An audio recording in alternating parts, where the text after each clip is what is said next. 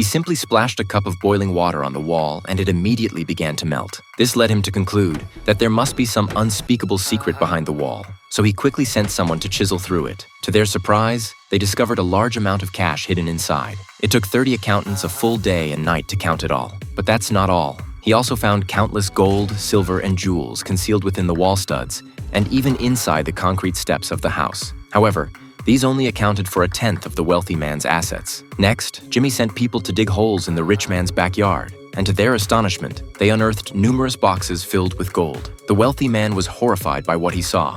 All of this money had been acquired through tax evasion and fraud. He pulled aside the prosecutor, Jimmy, and attempted to bribe him with 100 million. Unfortunately, he had approached the wrong person. Jimmy was an incorruptible official. Not only did he refuse to take the money, but he also insisted on pursuing the investigation further. Desperate, the rich man prepared to end Jimmy's life with a single shot. His wife rushed over to stop him, but unexpectedly, the hunting rifle suddenly misfired, piercing the ceiling. In an instant, a massive amount of gold bars poured down from above, stunning everyone present. However, Jimmy believed that the wealthy man's assets far exceeded this amount. So he fired a few more shots at the ceiling, and suddenly, the entire room was showered with a golden rain. At this point, the rich man was no longer flustered. He hurriedly took a vehicle to the government building. Nearly every official here had taken his dirty money, so he was sure they would help him through this crisis. Since the incident had caused such a commotion, even the prime minister was alarmed. As a result, every official, fearing implication, quickly distanced themselves from him.